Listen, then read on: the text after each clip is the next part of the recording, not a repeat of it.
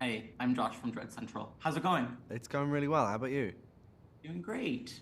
Okay, my first question for you is, what was your first experience with Stephen King growing up? I mean, it sounds like a cliche, but it was the Boogeyman, or at least like his short stories were my way into his writing because I was a very lazy reader as a kid. I wasn't, I was looking at The Dark Tower and all these fat, Stephen King opuses, and I was like, nah, I'll read the shorter stuff first. So I gorged on these short stories, even though I was forbade from reading them by my parents, and would just kind of royally screw myself up reading these stories and having to sleep with the light on for many weeks afterwards. But Night Shift was among the first of those collections that I got my hands on. Why do you think The Boogeyman, the short story, scares people so much? I think because of the intersection of real life horror and trauma, and the the way that he weaves in the idea of the boogeyman into this very heavy, very worldly kind of character piece. It's these two characters having a therapy session and speaking about some of the most horrific things that people can undergo, the loss of a child. And to me, when I first read it, it felt like it was kind of speaking to a very kind of like adult horror. Like as a kid, I don't think I fully appreciated the depths of darkness in this story, but I could kind of sense it, and it really got under my skin in a kind of troubling way. And I think it kind of feels like it's peeling back the surface of things and looking into the heart of darkness. You know, the boogeyman is really just the name that we give as kids and as parents to make a shape out of all the dark evil things in the world. And I think that's the story really understands that. You weave the narrative of the story in a pretty interesting way. Did you always know how you're going to incorporate the story, or is that something you and the writers sort of came up with later on?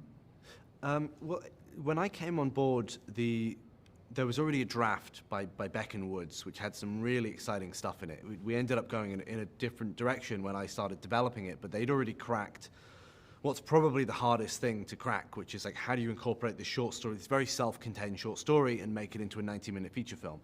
They'd come up with this great idea of it basically being the inciting incident. It's the first scene of the movie, basically. The short story plays out almost in full, not to the horrific twist ending, but it becomes the Lester Billings character almost becomes like a harbinger of doom who infects this new family. Beck and Woods have this great way of talking about it, where they say it's like our film is basically an adaptation of the short story and a sequel all within one movie. So we had that idea, and then when me and Mark started to adapt the movie, and we took it away from being about the therapist, which is that he was the central character of Beck and Woods' draft, and made it more about these two sisters, we started to kind of think about ways that we could extrapolate the short story, but keep a lot of those elements, like the design of the creature. There's an element of the creature that's taken from the description of the creature at the end of the short story. We keep kind of playing back to this idea of something lurking within the skin of something else. And then we've got a scene with a very creepy therapist, which anyone who has read the short story knows that we're kind of winking and nudging about the twist ending of the short story there. The boogeyman archetype is so deep-rooted in our culture. Do you remember experiencing it growing up in different media? Yeah, I mean, I remember watching, probably again way too young, the Boogeyman movie from, God, when was it? Yeah. 2005 or something. It was like the really kind of flashy MTV Boogeyman thing, where Yeah. he's got a hat and he looks like the guy from Jeepers Creepers. And I remember not being very scared by that, to be honest. It didn't feel like. Again, it felt like it was coming at it in the wrong way, and I wanted to make sure that this movie preserved everyone's own ideas of what the boogeyman is, and all, the boogeyman is just what we feed our own fears into, and I wanted to give space for that, so we really held back on showing too much of the creature until the very end, and treated it more like a haunted house movie rather than a creature feature. You just touched based on it a little bit, but you know, with what you made with this film and also with its other portrayals in media, what is the Boogeyman to you? It's a good one. I mean, to me, it's kind of like that first idea as a kid that there's evil out there in the world, and there might be something out in the darkness that wants to do me harm. Because up until that point, everything's been fun and games, and your parents are going to protect you from everything. And there's a kind of pivotal point when you're a kid when you realize that, oh, my parents are only human, and they're not going to be able to protect me from this this like quite scary world. Now I'm venturing out into it, and the Boogeyman is the Boogeyman, I think, is the first way that we have that conversation with kids. So it's interesting from the child's perspective, because it's us grappling with fear for the first time, but also from the parental perspective. It's like, how do you talk to your kid about the fact that the world isn't always a lovely place to exist in, and that there's evil out there. So those were the two kind of angles of attack that I wanted to kind of explore in this movie. I believe Stephen King has been public about how much he loved the film. What did that feel like to hear? I mean, amazing. Once the kind of relief died off, I mean, the first feeling was just like, oh, thank God for that. You know, he had been so supportive throughout the process. He'd read the script. He'd loved the script. He kept doing lovely things like shouting us out, you know, on Twitter, or he was doing press for his book, and he would always talk about how much he loved the script. So I knew that if I didn't fuck up the making of the film, you know, there was the potential for it to be something that he'd really respond to. And then we showed him an almost finished cut. We rented out a cinema in Maine for him, and he went to see it with a bucket of popcorn, and then just sent this lovely, effusive essay almost about how much he'd loved the movie. He put a lot of thought into it. He shouted out all of the actors individually, and then he emailed me again the next day to say, I'm still thinking about this movie. You know, I think you did a great job on it. It means the world, and he knows it means the world. But he's one of the people in the horror space using his power for good. When did you find out this was gonna have a theatrical release?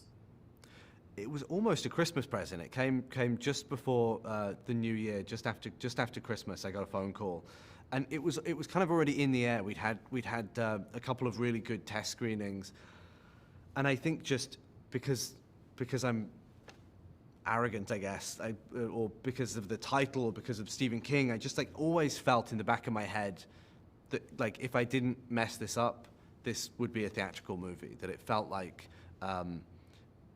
To try and do the definitive take on this character, and to have such an amazing cast and team of people, we always envisioned this as being a big screen movie, and I kind of encouraged all of my collaborators to think about it that way.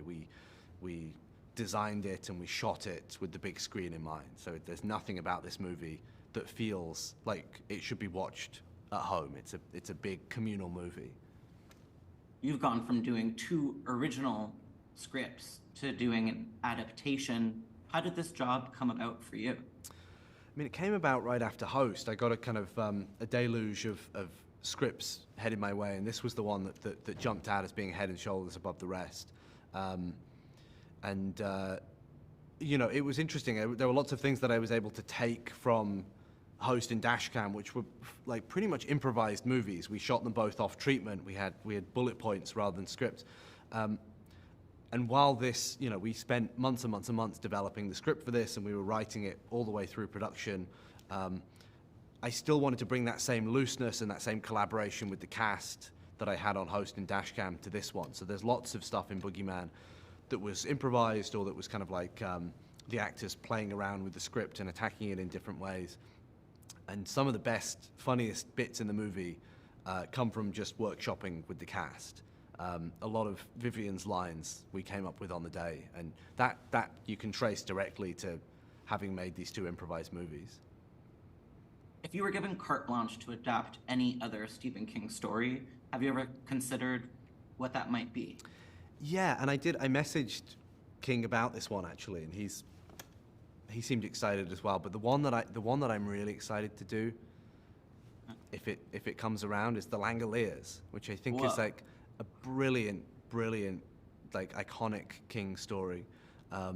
and the TV movie is fun, but I don't think anybody thinks that's the definitive version No. of that material. And I just think it's got such a great high concept idea behind it. I think the creatures could be absolutely terrifying. The characters are great. So yeah, I've been talking about that movie for a long time. I hope one day it gets to happen. Host is considered by science to be the scariest movie ever made. Yeah, and How do Dashcam's you Dashcam's at feel number about it? 8. I got two in the Dashcam list. is number 8, and I forget you usurped a Blumhouse movie. I think it was Sinister. Sinister, yes. How does that feel? Does that feel silly? Does it make sense to you? How do you wrap your head around that? It feels incredibly silly and also awesome. It's the best. It's definitely, it's definitely a nice fact to be able to whip out at parties. Yeah. But I think Boogeyman would place somewhere on there if they strung people up to the heart rate monitors. So I'm hoping next time they put that in the mix. I got to be the one to tell Jason Blum that he was usurped by Host, and he was very upset. Good. Why do you think, all silliness aside, that Host got that title? Like, why do you think it's so scary to people? I think because it's so relatable. I think it's because everyone in the world was pretty much in that position for a period of time. So it's got that feeling of authenticity. I think honestly, found footage movies, when they're done really well, are the scariest. It's the scariest subgenre of all horror. The Blair Witch Project, Late Mungo. These are all movies that wreck. These are all movies that mess me up royally. And I think on a level that classically made horror sometimes can't achieve, because it feels authentic. It feels in host, like you're on the Zoom call with friends. And then it's also that it plays out in real time. There's no escape from it. I think anytime people can see the architecture of horror, it gives them a little sigh of relief, which is why some of the best horror scares, they play out in unbroken shots, because every time you edit, you let the audience off the hook a little bit. They remember they're watching a movie. And it's something I was really conscious of in Boogeyman. I wanted to make sure that the audiences didn't feel like they could see the architecture. I didn't want them to feel like they knew the rhythm of the scares. I wanted them to feel like the scares could happen at any time, even in the daytime sequences, which is normally where you think, oh, it's okay, I can check my email, I can go make a cup of tea. There's a particularly kind of brutal scare that happens midway through the movie, just in the middle of a daylight scene, that I wanted to put in there so that the audiences felt unsafe and unsure of what was going to come next and where it was going to come from. There's a brief moment where a character is on YouTube, and it made me wonder, like, did you ever play around with, like, adding found footage to this film? You know what? There was a scene originally in the basement of the house that was going to. There's an old mini DV camera that plays into this movie in a big way. And originally there was a scene planned where the night vision setting on that was used for a scare sequence, and it made it all the way up until a couple of weeks before shooting when we cut it out, which I think was the right thing to do, because it felt like at that point we wanted to play a kind of more gothic, emotional scare. There's a scene where I won't spoil it, but that scene is more steeped in emotion rather than just kind of flat out terror.